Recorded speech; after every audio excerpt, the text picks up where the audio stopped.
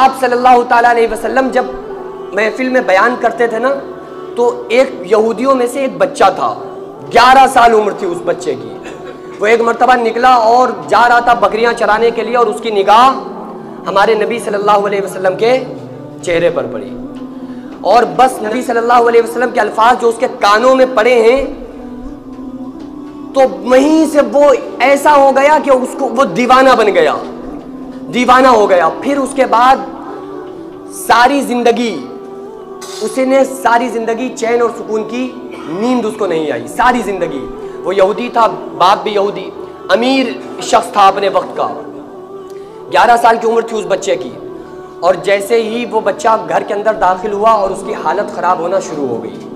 بڑے بڑے حکیم، اطباء، بڑے بڑے حکیموں نے آ کے بتایا کہ اس کا علاج کوئی نہیں ہے، کیونکہ یہ ڈپریشن کا شکار ہے اور اس کو ایسا کوئی مرض لگا ہے کہ سوچ سوچ کر یہ پاگل ہو چکا ہے، دیوانہ بن چکا ہے. لہٰذا بس اب اس کے آخری لمحات ہیں، اس کی جو اگر کوئی آخری تمنا ہو تو اس کو پورا کر دو. ڈاکٹروں نے آ کے کہا، اکلوتا بیٹا تھا، بڑا پریشان ہوا باپ کہ کیا ہوگا، اکلوتا بیٹا ہے ہمارا. آخر کار اس بیٹے سے باپ نے پوچھا کہ بیٹا بات کیا ہے، پریشان کیوں ہوتے ہو، آخری تمہاری تمنا کیا ہے، چاہتے کیا ہو؟ تو کہنے لگا کہ ابا جان اگر آپ ہماری بات کو پورا کریں، اگر آپ یہ وعدہ کریں نا کہ آپ ہماری بات کو مانیں گے تو پھر ہم اپنی جو تمنا ہے اس کو بیان کریں. تو باپ نے کہا بیٹا تم دنیا سے جانے والے ہو، ساری زندگی تمہارا چہرہ ہمیں دیکھنے کو نہیں ملے گا، کیا تمنا ہے تمہاری؟ اس نے کہا کہ میں نے ایک مرتبہ رسول اللہ صلی اللہ علیہ وسلم اپنے آقا کے چہرے کا دیدار کیا تھا، اس وقت سے لے کر اب تک مجھے سکون نہیں ہے. میں یہ چاہتا ہوں کہ رسول اللہ صلی اللہ تعالیٰ علیہ وسلم کی غلامی میں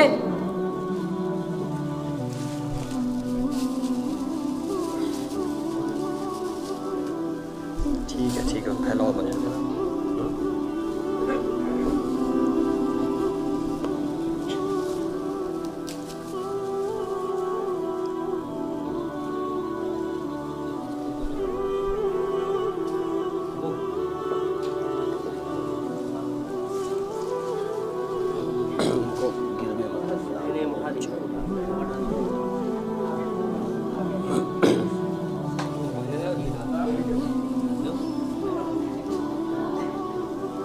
ٹھیک ہے بس.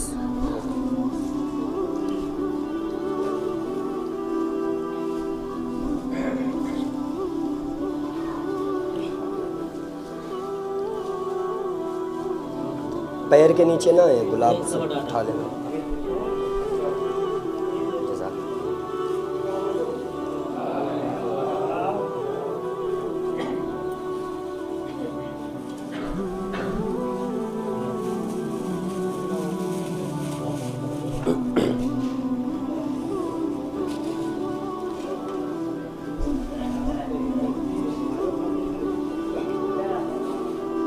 درود پاک پڑھیں، اللہم صلی علی سیدنا.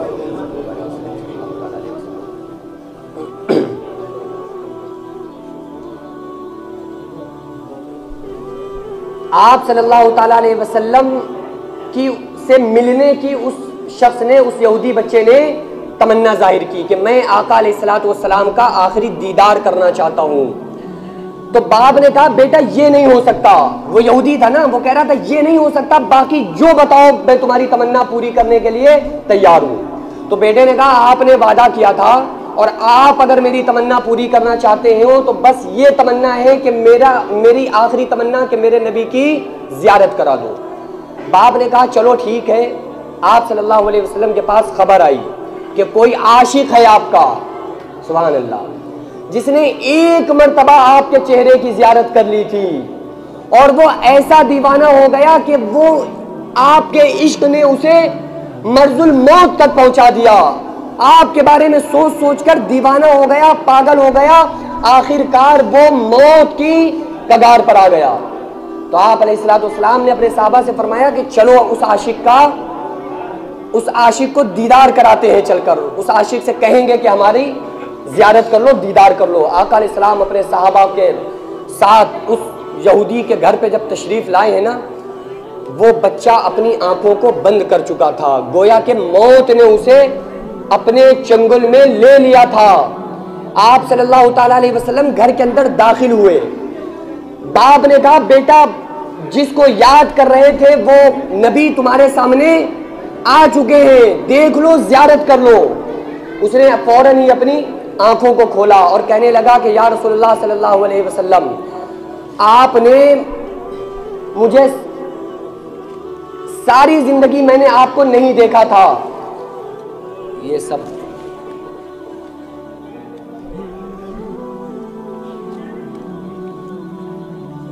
فوٹو والا ہاتھ ڈالنا نہیں چاہیے. کس نے یہ بنایا ہے؟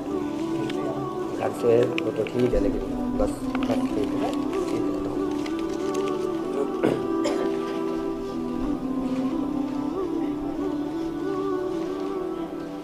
کیا بتا رہے تھے, یاد ہے آپ لوگوں کو؟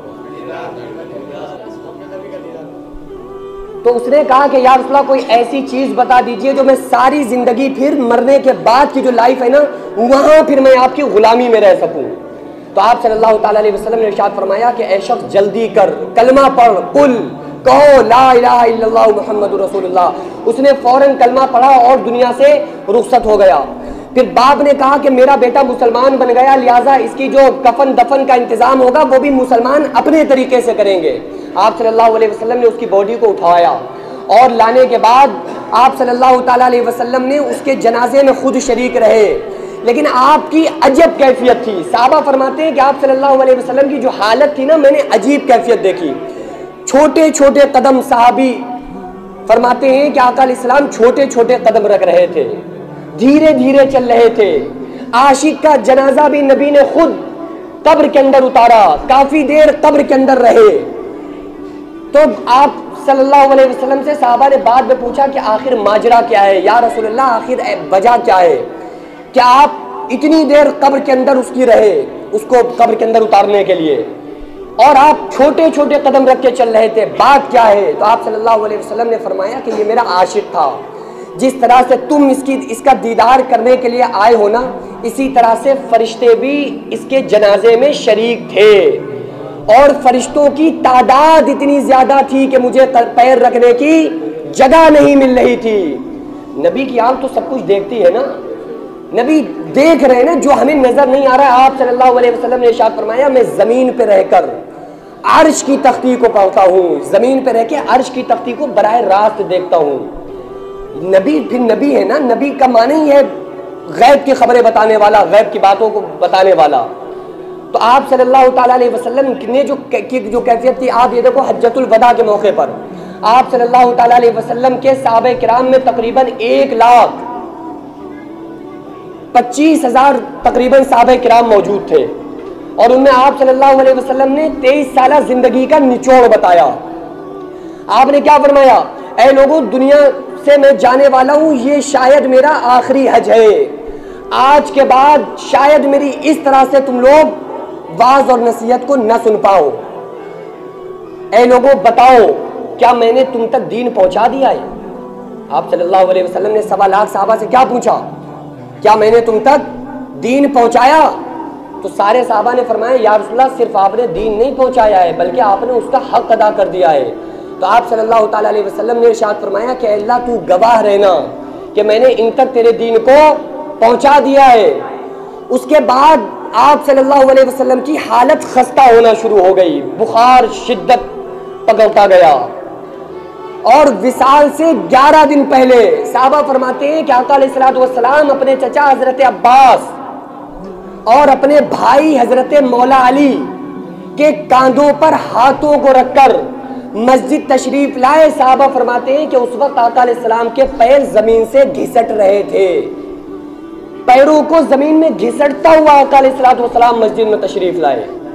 اور وصال سے 3 دن پہلے ایک عجب کیفیت تھی. آپ صلی اللہ تعالیٰ علیہ وسلم نے فرمایا کہ اے صحابہ, اگر میں نے تم میں کوئی ایسی بات کہی ہو جو تمہیں کبھی بری لگ گئی ہو تو آج مجھ سے بدلہ لے سکتے ہو. یہ نبی نے دین بتایا. آپ صلی اللہ علیہ وسلم نے فرمایا مجھ سے بدلہ لے سکتے ہو. صحابہ رو رہے ہیں, ایک غم کا ماحول ہے کہ آقا علیہ السلام ایسی بات کر رہے ہیں جو اس سے پہلے آپ نے ایسی بات کبھی نہیں فرمائی. آپ نے فرمایا کہ آج کے بعد شاید میں تم میں خطاب نہیں کروں گا, اور نبی کا جو شاید ہوتا ہے وہ 100% پر ہوتا ہے. تو آپ صلی اللہ تعالیٰ علیہ وسلم نے فرمایا شاید آج کے بعد میں تم میں خطاب نہیں کروں گا، اگر میں نے تم سے کوئی ایسی بات کہی ہو جو تمہیں بری لگی ہو تو آج تم مجھ سے بدلہ لے سکتے ہو۔ صحابہ میں ہلچل مچی ہوئی ہے۔ ایک اکاشا نامی شخص کھڑا ہو گیا، کھڑے ہو کر کہتا ہے کہ یا رسول اللہ میں آپ سے بدلہ لینا چاہتا ہوں۔ تو صحابہ میں سناٹا چھا گیا کہ یہ کون ہے اور کیسا بدلہ چاہتا ہے۔ تو آپ صلی اللہ تعالیٰ علیہ وسلم نے فرمایا کیا بدلہ ہے تمہارا، کیا چاہتے ہو؟ اس نے کہا کہ آپ نے ایک مرتبہ میری پیٹھ پر ایک کوڑا مارا تھا اور یہ بدلہ مجھے چاہیے۔ تو آپ صلی اللہ تعالیٰ علیہ وسلم نے فرمایا کہ ٹھیک ہے، یہ بتاؤ میں نے کس کوڑے سے تمہیں مارا تھا؟ تو اس نے کہا کہ وہ سیدہ طیبہ طاہرہ فاطمہ الزہرا سلام اللہ علیہا کے گھر پر وہ کوڑا موجود ہے۔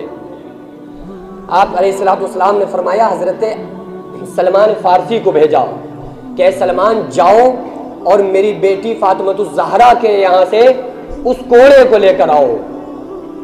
اب حضرت سلمان فارسی پہنچے، دوڑے دوڑے رو رہے ہیں، آنکھوں سے آنسوؤں کا سمندر جاری ہے۔ یا سیدہ ایسی بات ہے، اکاشا نامی شخص ہمارے آقا صلی اللہ علیہ وسلم سے بدلہ لینا چاہتا ہے اور ہمارے نبی صلی اللہ علیہ وسلم نے وہ کوڑا منگوایا ہے۔ سیدہ طیبہ طاہرہ فاطمہ الزہرا سلام اللہ علیہا نے چھوٹے چھوٹے معصوم بچے حضرت امام حسن امام حسین علی مقام علیہم السلام، ان سے فرمایا کہ بچوں جاؤ، اے امام حسن امام حسین جاؤ مسجد نبوی کے اندر کوئی اکاشا نامی شخص ہے جو تمہارے نانا سے بدلہ لینا چاہتا ہے، اس سے جا کر کہو کہ تم میرے نانا سے بدلہ نہ لو، میری پیٹھ پر چاہو تو ایک نہیں 100 درے مار لو، لیکن ہمارے نانا سخت بیمار ہیں، ان سے بدلے کی بات مت کرو۔ جیسے ہی حضرت امام حسن امام حسین علی مقام علیہم السلام نے یہ بات مسجد نبوی میں آ کر کہی ہے نا، ایک کوہرام مچ گیا، ایک کوہرام بپا تھا۔ تو آپ صلی اللہ تعالیٰ علیہ وسلم نے اپنے دونوں نواسوں، اپنے دونوں بیٹوں کو اٹھایا، اپنے گود میں بیٹھایا اور آپ صلی اللہ تعالیٰ علیہ وسلم نے اکاشا کے ہاتھ میں اس کوڑے کو پکڑایا اور فرمایا کہ اے اکاشا لو مجھ سے بدلہ لے لو۔ اکاشا کہنے لگا جب آپ نے مجھے میری پیٹھ پر وہ کوڑا مارا تھا نا تو میری پیٹھ ننگی تھی، لہٰذا میں بھی یہی کنڈیشن چاہتا ہوں۔ آپ صلی اللہ تعالیٰ علیہ وسلم نے فرمایا کہ میں نے آج تک کسی کے سامنے اپنے کرتے کو نہیں اتارا، چلو حجرے کے اندر۔ آپ صلی اللہ علیہ وسلم حجرے کے اندر آئے، جیسے ہی آپ نے اپنے کرتے مبارک کو اتارا ہے وہ اکاشا قدموں میں گرتا ہے اور کہتا ہے کہ یا رسول اللہ آپ جیسا رحیم، آپ جیسا جو قرآن نے رؤوف الرحیم آپ کو کہا ہے، آپ جیسا شخص، آپ جیسا نبی جس نے ساری زندگی کی بھی کسی چیوٹی پر پیر نہ رکھا ہو، بھلا کسی پر کوئی ظلم کیسے کر سکتا ہے؟ یا رسول اللہ ساری زندگی سے میرے دل کے اندر ایک تمنا تھی کہ یہ موقع مل جائے کہ آپ کے کاندھے پر جو مہر نبوت ہے اکاشا اس کو اپنے ہونٹوں سے چوم لے، لیکن آقا جب آپ نے دنیا سے جانے کی باتیں کی مجھے یہ لگنے لگا شاید آج کے بعد میں آپ کا دیدار نہیں کر پاؤں گا، یہ میری تمنا میرے دل کے اندر رہ جائے گی، یا رسول اللہ مجھے معاف فرما دے، لیکن اس کے علاوہ میرے پاس کوئی اور چارہ نہیں تھا، اور اس نے فوراً اس مہر نبوت کو چوم لیا۔ دھیرے دھیرے آپ صلی اللہ تعالیٰ علیہ وسلم وصال سے ایک دن پہلے شدید بیمار ہیں، آخری دن آیا، آپ صلی اللہ تعالیٰ علیہ وسلم کے اوپر سخت بخار کی کیفیت ہے۔ آپ کی بیوی حضرت ام سلمہ فرماتی ہیں کہ آقا علیہ السلام کے اوپر غشی طاری ہے، اور دروازے پر ایک شخص آیا، آ کر کہنے لگا ہل ادخلوک فی البیت، کیا میں تمہارے گھر کے اندر داخل ہو سکتا ہوں؟ سیدہ طیبہ طاہرہ فاطمہ الزہرا سلام اللہ علیہا غصے میں آ کر فرمانے لگی کہ اے اعرابی، اے دیہاتی گوار، کون ہے تو؟ سارے لوگ آ رہے ہیں، ہمارے بابا کی عیادت کر رہے ہیں، کون ہے تو جو تجھے اجازتوں کی پڑی ہوئی ہے؟ یہ آپ صلی اللہ تعالیٰ علیہ وسلم کے جیسے ہی کانوں میں یہ الفاظ گئے ہیں نا، سیدہ فاطمہ الزہرا کا تھوڑا سا جو غصہ، آپ علیہ السلام ہوش میں آئے اور آپ نے فرمایا بیٹی فاطمہ جانتی ہو دروازے پر کون کھڑا ہے؟ یہ موت کا فرشتہ ہے جو آج سے پہلے کسی کے دروازے پر پوچھ کر نہیں گیا، یہ تو آپ کے بابا کا مقام ہے، اور یہ قیامت تک کبھی کسی کے دروازے پر پوچھ کر جائے گا۔ تو آپ صلی اللہ تعالیٰ علیہ وسلم نے اجازت دی، ملک الموت گھر کے اندر داخل ہوئے اور کہنے لگے کہ یا رسول اللہ صلی اللہ علیہ وسلم، اللہ کی طرف سے پیغام آ گیا ہے، کیا چاہتے ہیں آپ؟ اللہ نے فرمایا ہے کہ پوچھ کر اندر جانا، اجازت ملے تو جانا ورنہ واپس آ جانا۔ اور یا رسول اللہ صلی اللہ علیہ وسلم، اللہ کا حکم ہے، اگر آپ چلنا چاہیں تو چلیں، رہنا چاہیں تو رہیں۔ خدا کی قسم اس وقت جو ہمارے نبی صلی اللہ علیہ وسلم نے دعا کی ہے نا، اس وقت کے جو الفاظ ہیں نبی کے، یہ بات اگر نبی نے اس وقت نہ کہی ہوتی تو آج ہم اور آپ بندر اور خنزیر بن چکے ہوتے۔ آپ علیہ الصلوۃ والسلام نے کیا فرمایا کہ اے جبریل جاؤ پہلے میرے رب سے پوچھ کر آؤ کہ میرے بعد میری امت کے ساتھ کیا کرے گا، پھر میں جواب دوں گا چلنا ہے کہ رہنا ہے۔ کیونکہ اللہ کے نبی صلی اللہ علیہ وسلم سے اللہ نے کیا فرمایا کہ اے میرے محبوب صلی اللہ علیہ وسلم، جب تک آپ ان کے بیچ میں اللہ کا عذاب نہیں آ سکتا، تو آپ نے یہی فرمایا کہ جب میں چلا جاؤں گا تو کہیں ان پر ایک دم عذاب آئے اور یہ برباد ہلاک نہ ہو جائیں۔ تو اللہ تعالیٰ بھی ملاقات کے شوق میں تھا نا، ملاقات کے شوق میں تھا۔ اللہ نے فرمایا جاؤ، آپ کی امت کو اکیلا نہیں چھوڑیں گے۔ پھر آپ نے فرمایا اللہم بالرفیق الاعلی، اللہ بے شک اب مجھے اپنے پاس بلا لے۔ اور جتنی بھی آپ نے تبلیغ کی ہے نا، بس نچوڑ یہاں پر تھا، نچوڑ یہاں پر تھا۔